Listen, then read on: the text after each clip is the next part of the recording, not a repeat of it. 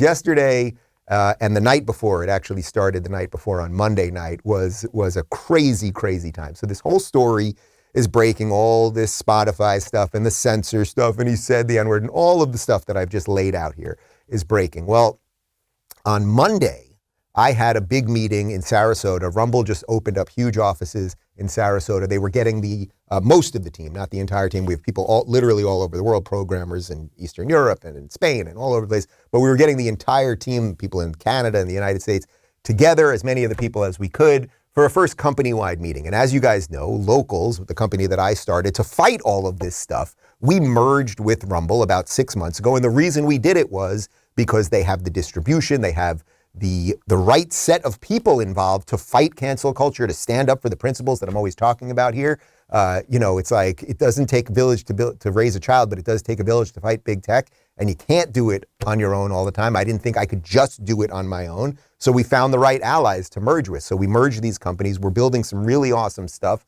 to stand up against YouTube, to stand up against Amazon, AWS, the whole thing, and to defend free speech. So anyway, there was a big company-wide meeting there that had nothing to do with the Rogan thing. This had been planned for weeks.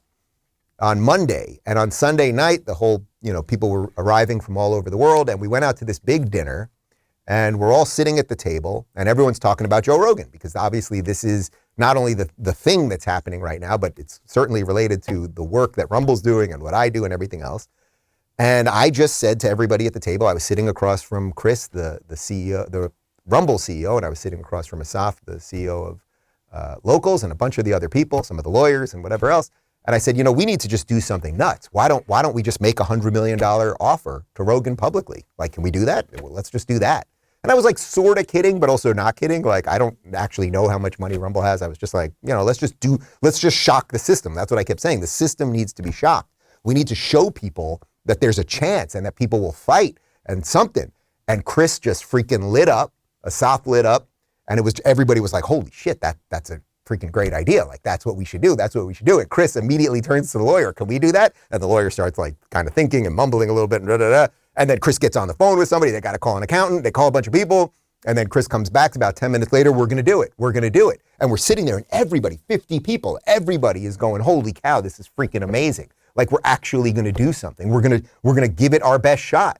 Right? Like, we're going to offer Rogan the off-ramp. Like, if you don't like the censorship of Spotify, I don't know everything about his deal there, but if you don't like it and there's a way to extricate yourself from that situation, hey, you got a home here. We'll take all of your stuff. We will never censor you. Do whatever the hell you want. And here's $100 million to do it. So the offer that we made was 100% authentic. And then the next morning, Chris, the Rumble CEO, tweeted this out. And if I could just pat myself on the back for a second, I wrote it. So there you go.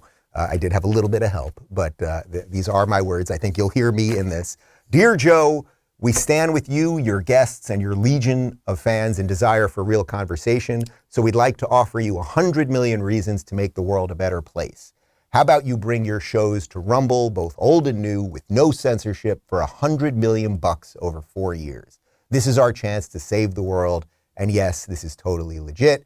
Sincerely, Chris Pavlovsky, Rumble CEO. I think you can hear my voice in that thing. I was the one I really pushed. They wanted to put dollars, $100 million instead of bucks. I said, let's just do bucks. Make it friendly. So the offer is real. I want to be very clear about that. I saw a bunch of people, the usual suspects and blue check haters and all that stuff. It's not a real offer and they don't have the money and blah, blah, blah. It is a real offer. Joe Rogan or anyone associated with Joe Rogan, if you are watching this, take $100 million from Rumble. You will be completely uncensored. You can do whatever you want to do, and your entire catalog can be up on Rumble tomorrow. Maybe today. I'd have to talk to the people. But it is completely legit.